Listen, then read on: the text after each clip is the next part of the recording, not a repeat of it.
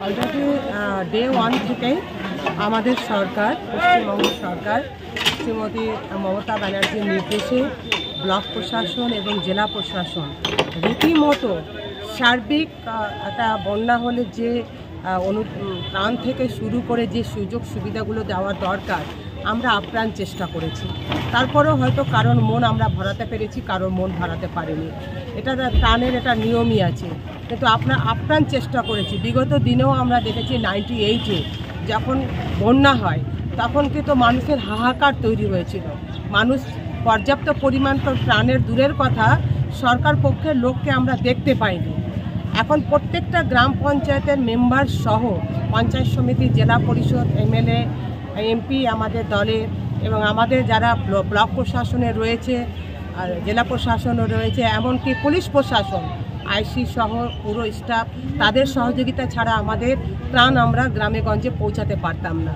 তো একদিকে যেমন প্রশাসনিক লেভেল থেকে ত্রাণ বিতরণ হচ্ছে, অন্যদিকে দিদি চাইছেন যে আমরা আমাদের লেভেল থেকে দলীয়গতভাবেও যার যা সামর্থ্য যেন আমরা জলমগ্ন বা বন্যার্ত মানুষের পাশে দাঁড়াই।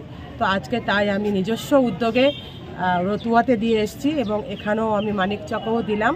এবার বাকিটা আমাদের যারা নেতৃত্ব রয়েছেন তারা পৌঁছে দেবেন।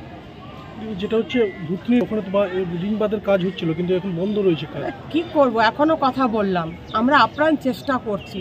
জলটাকে তো হাত দিয়ে আমরা করতে পারবো না। ইঞ্জিনিয়ার রাত দিন, আমার বিডিও, আমার আইসি, আমার ওসি, আমার ইরিগেশন ডিপার্টমেন্ট রাত দিন, তারাও মানুষ।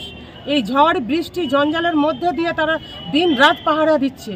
আমরা আপ্রাণ চেষ্টা করছি। এরপরেও যদি কোনো কিছু প্রকৃতির মার থাকে তাহলে আমাদের মেনে নিতে হবে। আমাদের গাফিলতির কোনো ত্রুটি নেই।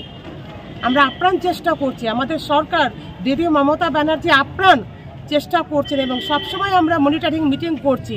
যদি কোথাও যদি আমাদের ল্যাকিং থেকে থাকে সেটা কী করে আমরা ফুলফিল করতে পারবো, তার জন্য আমরা দফায় দফায় মিটিং করছি।